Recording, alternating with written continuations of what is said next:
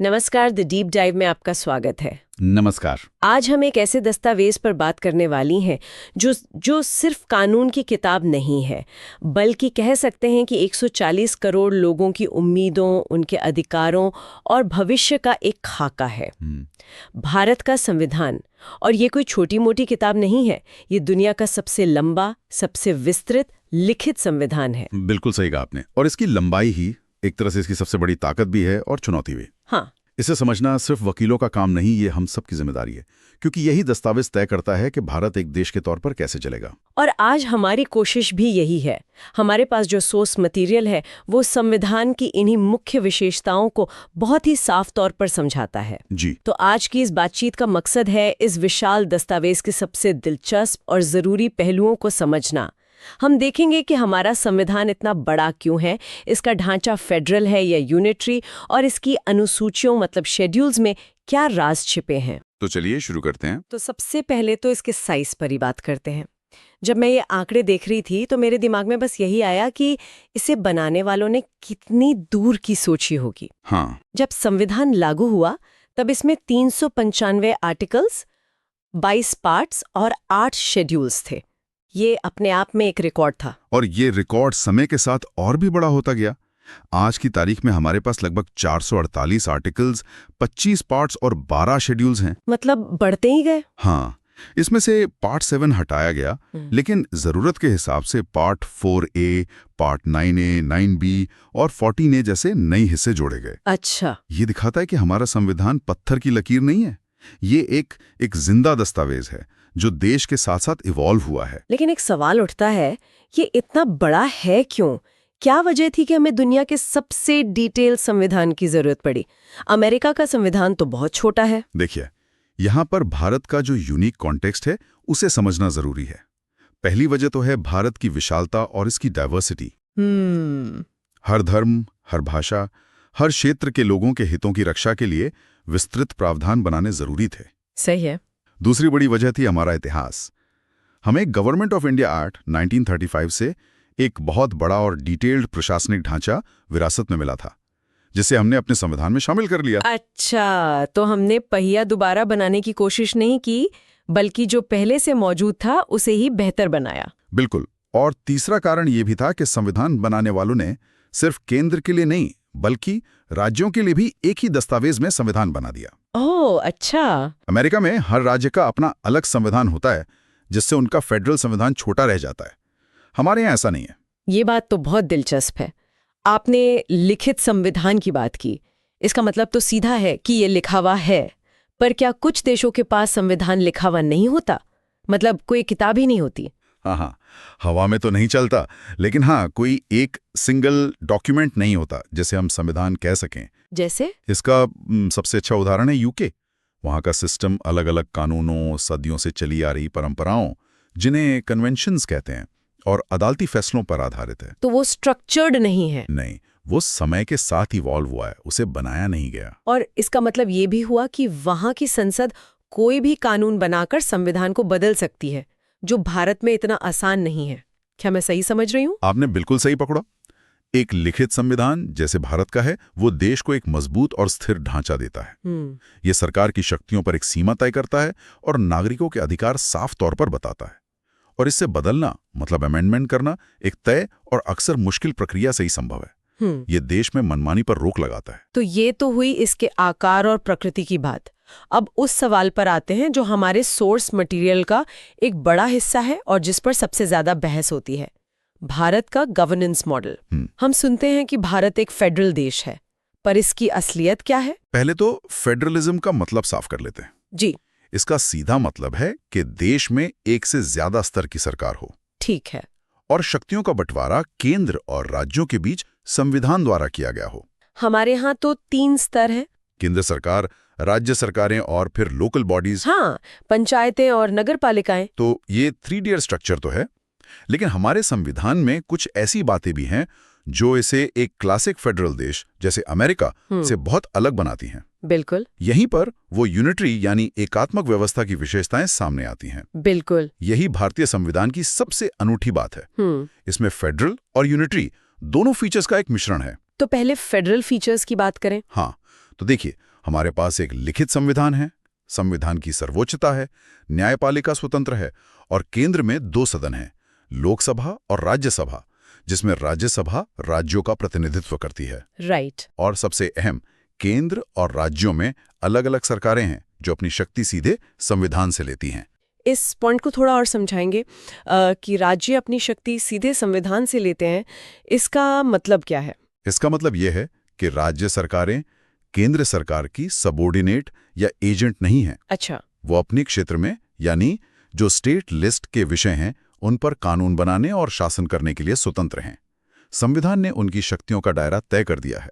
ये फेडरलिज्म का मूल सिद्धांत है। ठीक है, ये तो फेडरल पक्ष हुआ, लेकिन सिक्के का दूसरा पहलू भी है जो काफी वजनदार है, यूनिटरी फीचर्स।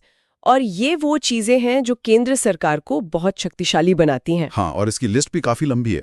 सबसे पहले, पूरे देश के लिए एक ही संविधान और एक ही नागरिकता। हाँ, सिंगल सिटीजनशिप। हाँ, अमेरिका की तरह हमारे यहाँ दोहरी नागरिकता नहीं है। फिर हमारी न्यायपालिका एकीकृत है, जिसमें सुप्रीम कोर्ट सबसे ऊपर है। ऑल इंडिया सर्विसेज जैसे IAS और IPS। ट्री फीचर, इमरजेंसी के प्रावधान। आपातकाल में सारी शक्तियां केंद्र के हाथ में आ जाती हैं और देश का ढांचा लगभग पूरी तरह एकात्मक हो जाता है। और राज्यों में राज्यपालों की नियुक्ति भी तो केंद्रीय करता है। ये भी एक बड़ा पॉइंट है जो अक्सर केंद्र राज्य संबंधों में तनाव की वजह बनता है। सही कहा। तो ये तो एक बहुत ही जटिल संतुलन है। एक तरफ आप राज्यों को शक्ति दे रहे हैं, दूसरी तरफ केंद्र को इतना मजबूत बना रहे हैं कि वो जब चाहे लगाम कस सकता है। इसीलिए अलग अलग विशेषज्ञों ने भारतीय संघवाद को अलग अलग नाम दिए हैं जो इस दुविधा को दर्शाते हैं। हाँ, हमारे सोर्सेज में इसका जिक्र है, जैसे केसी वेयर ने इसे क्वाजी फेडरल कहा था। हाँ, यानी दिखने में संघीय पर जिसकी आत्मा एकात्मक है। मुझे मॉरिस जोन्स का दिया नाम बड़ा दिलचस्प लगा, बार्गेनिंग फेडरलिज्म। सौदेबाजी वाला संघवाद। हाँ, ऐसा लगता है जैसे केंद्र और राज्य हमेशा एक दूसरे से संसाधनों और अधिकारों के लिए मोलभाव कर रहे हों। और ये काफी हद तक सच भी है। इसी तरह ड्रेनेवल ऑस्टिन ने इसे कोऑपरेटिव फेडरलिज्म कहा, जहां केंद्र और राज्य मिलकर देश की समस्याओं को सुलझाते हैं। और आइवर जेनिंग्स का क्या मानना था? उनका मानना था कि ये federalism with a centralising tendency है, यानी एक ऐसा संघवाद जिसका झुकाव हमेशा केंद्र की तरफ रहता है। तो अगर इन सभी विचारों को मिला दिया जाए तो निष्कर्ष क्या निकलता है? भारत आखिर है क्या? अगर हम इसे बड़ी तस्वीर में देखें तो सबसे सटीक विवरण यही है कि भारत एक फेडरेशन विद अ यूनिटरी बायस है। मतलब ढांचा संघीय है, लेकिन झुकाव एक मजबूत केंद्र की तरफ है। बिल्कुल। और हमारे संविधान निर्माताओं ने ऐसा जानबूझकर किया था। उन्होंने देश की एकता और अखंडता को सबसे ऊपर रखा, खासकर विभाजन के तुरंत बाद के माहौल में। उन्हें डर था कि एक कमजोर केंद्र देश को बिखरने से नहीं रोक पाएगा। ये संतुलन ही शायद भारत की राजनीतिक व्यवस्था की कुंजी है। चलिए अब संविधान के एक ऐसे हिस्से पर आते हैं जो अक्सर टेक्निकल लगता है लेकिन असल में बहुत प्रैक्टिकल है। शेड्यूल्स यानी अनुसूचियां। मैं तो इन्हें संविधान की चीट शीट कहती हूँ। जो जानकारी आर्टिकल्स में फैली हुई है उसे यहाँ टेबल्स या लिस्ट्स में नीटली ऑर्गेनाइज कर दिया गया है। ये बहुत सही एनालॉग है। ये संविधान के अपेंडिक्स की तरह हैं जो अतिरिक्त जानकारी देते हैं। और इन्हें याद रखने की एक बहुत मजेदार ट्रिक भी हमारे सोर्सेज में दी गई है। Tears of old PM. हाँ बिल्कुल, टीयर्स ऑफ ओल्ड पीएम। इसमें हर अक्षर एक शेड्यूल को रिप्रेजेंट करता है। टी से टेरिटरीज, ई से एमोलमेंट्स, ए से एफर्मेशन एंड ओथ्स और इसी तरह आगे। ये ट्रिक तो अच्छी है, लेकिन क्या ये जरूरी नहीं कि हम सिर्फ ट्रिक से आगे बढ़कर इन अनुसूचियों के पीछे के मकसद को समझे, जैसे 7वीं अनुसूची? हाँ, वो सिर्फ एक लिस्ट नहीं बल्कि केंद्र राज्य संबंधों की नींव है। बिल्कुल। ये ट्रिक सिर्फ एक स्टार्टिंग पॉइंट है, असली समझ तो इनके कंटेंट में है। तो चलिए शेड्यूल 7 से ही शुरू करते हैं। ठीक है, जो शक्तियों के बंटवारे से जुड़ा है। हाँ, ये उस फेडरल और यूनिटरी बहस का प्रैक्टिकल रूप है जिसकी हम बात कर रहे थे। तो इसमें 3 सूचियां या लिस्ट्स हैं।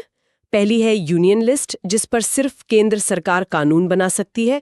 इसमें राष्ट्रीय महत्व के विषय हैं, जैसे डिफेंस, बैंकिंग, विदेशी मामले, रेलवे, जनगणना। इसमें करीब 100 विषय हैं। फिर दूसरी है स्टेट लिस्ट, जिसमें राज्य के महत्व के विषय हैं। इन पर सामान्य परिस्थितियों में सिर्फ राज्य सरकारें ही कानून बनाती हैं, जैसे पब्लिक ऑर्डर, पुलिस, खेती, स्वास्थ्य, स्थानीय शासन। इसमें अब करीब 61 विषय हैं। और फिर आती है तीसरी सबसे दिलचस्प लिस्ट, कॉन्करेंट लिस्ट या समवर्ती सूची। इस पर केंद्र और राज्य दोनों कानून बना सकते हैं, जैसे शिक्षा, शादी, जंगल, बिजली।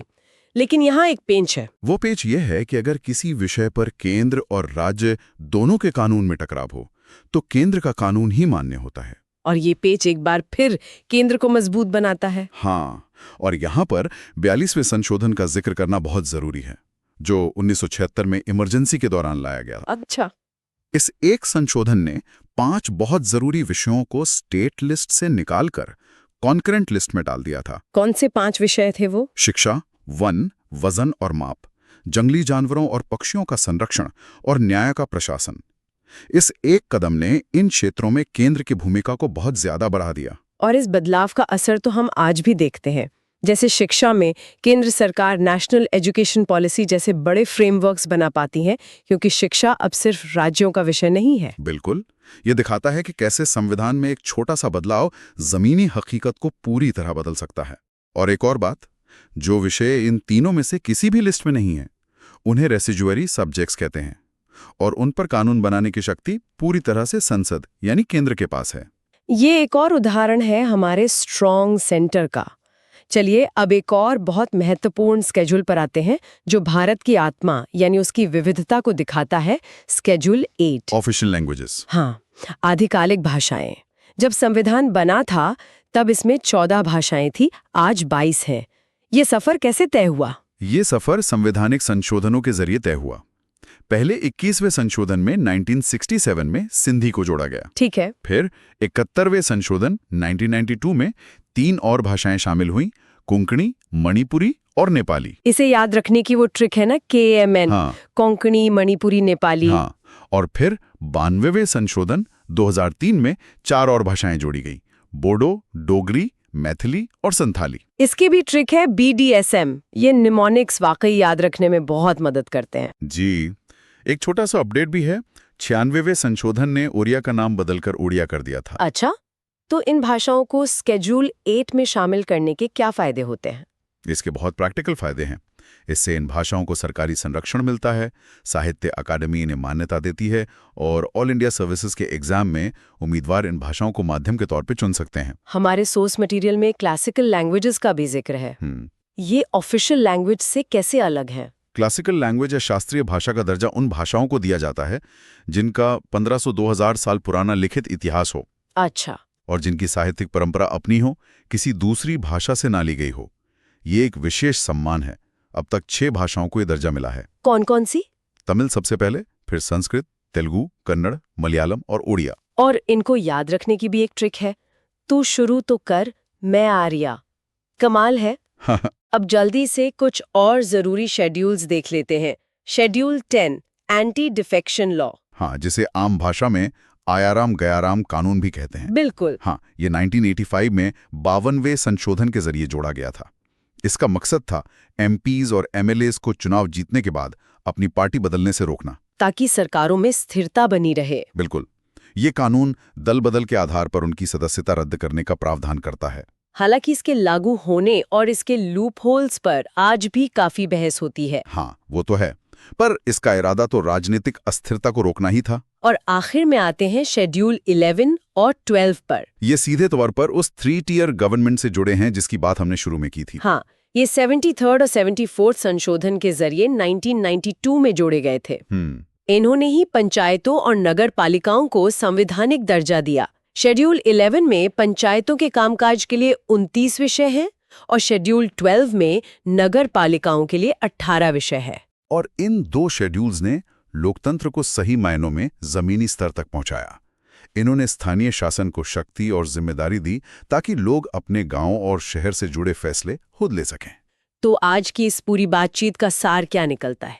ये तो साफ है कि भारत का संविधान महज एक कानूनी दस्तावेज नहीं है। नहीं, बिल्कुल नहीं। ये एक विशाल जिंदा दस्तावेज है जो देश की विविधता, चुनौतियों और आकांक्षाओं को अपने अंदर समेटे हुए है। बिल्कुल।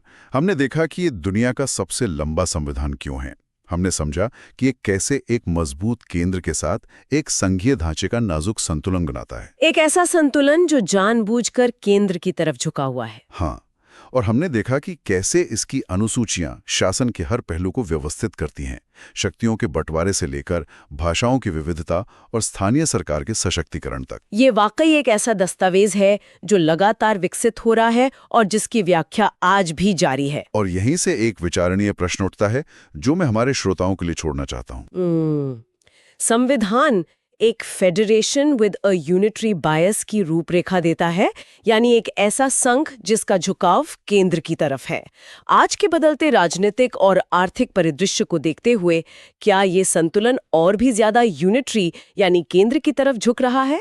ये एक बहुत गहरा सवाल है। और इस झुकाव का केंद्र और राज्यों के संबंधों पर लंबे समय में क्या प्रभाव पड़ सकता है? और इसी सवाल के साथ हम आज की इस बातचीत को यहीं समाप्त करते हैं।